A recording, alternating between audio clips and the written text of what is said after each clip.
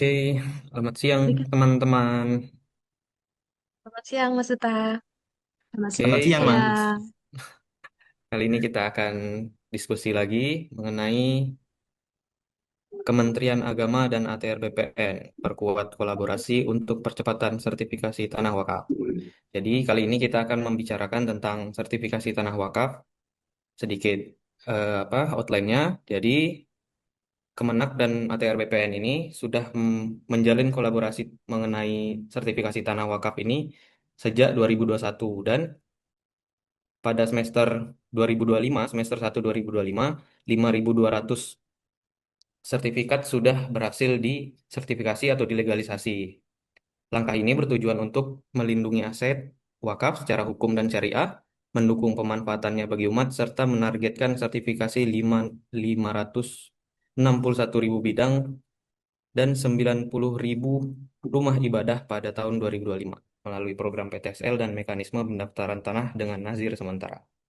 Oke, sementara itu, kemudian tahapan kegiatannya silahkan Mbak Mia dibacakan. Oke, Mas Duta, yang pertama, antara Kemenak ini dengan ATR BPN melakukan penandatanganan kerjasama terlebih dahulu. Setelah itu, mereka melakukan integrasi data tanah wakaf melalui SIMAS, yaitu Sistem Informasi Masjid untuk validasi rumah ibadah. Selanjutnya, Kementerian ATR BPN menyediakan dua jalur nih untuk pengesahan tanah pengganti melalui akta pelepasan hak di hadapan notaris atau langsung di kantor pertanahan. Yang selanjutnya, yang terakhir, mereka melakukan evaluasi terkait alur ini dengan mengkaji penyempurnaan SOP dan pola pendampingan oleh KUA dan Kanwil Kemenak. Begitu Mas Duta. Terima kasih. Oke, makasih Mbak Mia. Jadi dari tahapan kegiatannya udah jelas apa yang mau dilakuin antara dua kementerian, kemudian output atau yang diharapkan, hasil yang diharapkan dari kerjasama ini adalah percepatan sertifikasi tanah wakaf, yaitu pada tahun ini, kemudian kepastian hukum hak atas tanah wakaf, kemudian yang terakhir adalah peningkatan layanan publik dengan efisiensi prosedur dan pendaftaran tanah tanpa mengurangi prinsip syariah.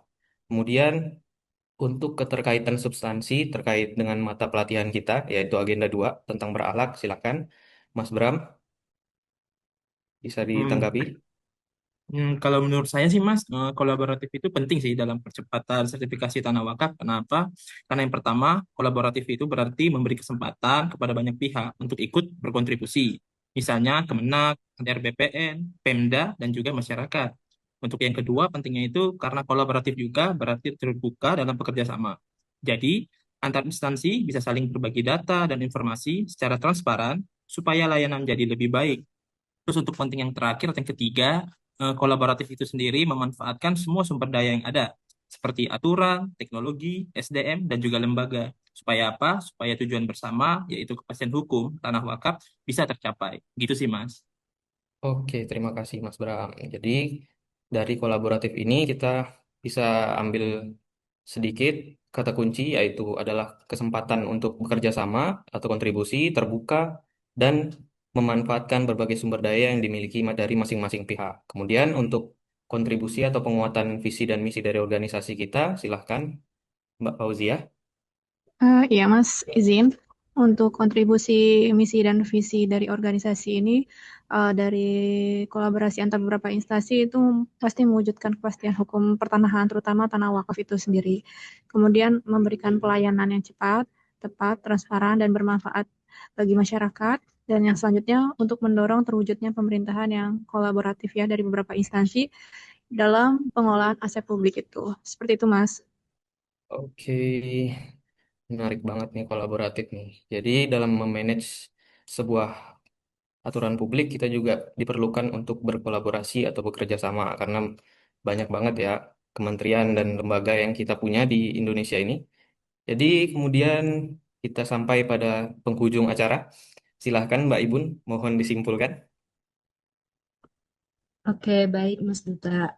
Jadi untuk kesimpulan hasil diskusi kita kali ini, berarti kegiatan penyempurnaan regulasi perwakafan yang diselenggarakan Kementerian Agama dan juga ATR BPN itu tidak bisa berjalan sendiri, melainkan membutuhkan kolaborasi lintas sektor yang tercermin dari integrasi data tanah wakaf melalui SIMAS, penyediaan jalur pengesahan tanah pengganti, hingga penetapan nazir sementara untuk menjamin kepastian hukum. Nah, keterlibatan dari Kemenak, ATR BPN, Pemda, hingga masyarakat menunjukkan bahwa kolaborasi memberi ruang bagi semua pihak untuk berkontribusi, terbuka dalam bekerja sama, serta mampu menggerakkan sumber daya secara optimal. Dengan kolaborasi ini, maka percepatan sertifikasi tanah wakaf tidak hanya menghadirkan kecepatan dan ketetapan, tapi juga memastikan keamanan hukum dan syar'i, sehingga tanah wakaf benar-benar terlindungi, produktif, dan bermanfaat bagi semua. Oke, Itu terima Mas kasih yang Mbak bisa ditarik Ibun. kesimpulan. Simpulan yang bagus banget dan lengkap dari Mbak Ibun mengakhiri diskusi kita kali ini. Jadi, semoga apa yang kita diskusikan kali ini bermanfaat. Lebih dan kurangnya mohon maaf. Terima kasih teman-teman. Terima kasih. Terima kasih Terima kasih Ustaz. semuanya. Sampai semuanya.